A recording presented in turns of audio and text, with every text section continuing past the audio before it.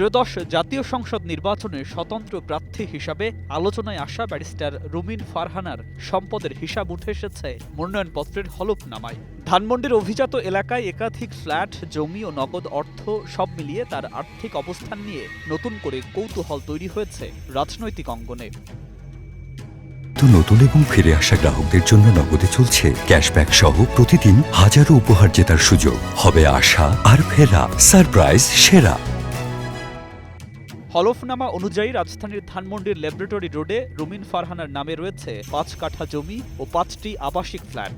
এসব সম্পত্তি তিনি উত্তরাধিকার সূত্রে পেয়েছেন বলে উল্লেখ করা হয়েছে, যার জন্য কোনো অর্থ পরিশোধ করতে হয়নি। ঢাকার অন্যতম দামি এলাকায় এই সম্পত্তিগুলো তার সম্পদ তালিকার সবচেয়ে বড় অংশ।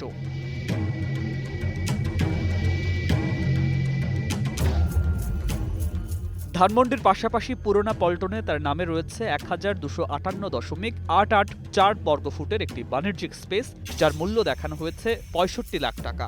নগদ অর্থ হিসাবে তার হাতে রয়েছে ৩২,১৪,১৭৩ টাকা।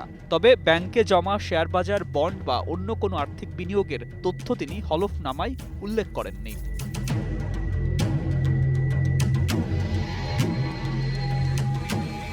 আশ্চর্যের বিষয়, বিপুল স্থাবর সম্পদ থাকলেও রুমিন ফারহানার নিজের নামে কোনো গাড়ি নেই। তবে তার কাছে রয়েছে ১০ ভরি স্বর্ণালংকার। কোনো ব্যাংক ঋণ বা আর্থিক দায়ও নেই বলে হলফনামায় উল্লেখ করা হয়েছে। পেশায় তিনি বাংলাদেশ সুপ্রিম কোর্টের একজন আইনজীবী।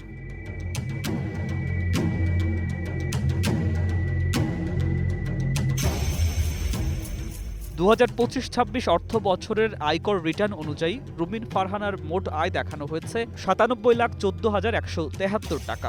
অতীতে তার নামে ৪টি ফৌজদারি মামলা থাকলেও সবগুলো নিষ্পত্তি হয়েছে বলে হলফনামায় উল্লেখ করা হয়েছে। ব্রাহ্মণবাড়িয়া ২ আসনে স্বতন্ত্র প্রার্থী হিসাবে তার এই সম্পদ বিবরণ এখন ভোটের মাঠে নতুন আলোচনার জন্ম দিয়েছে। News desk, ২১ television.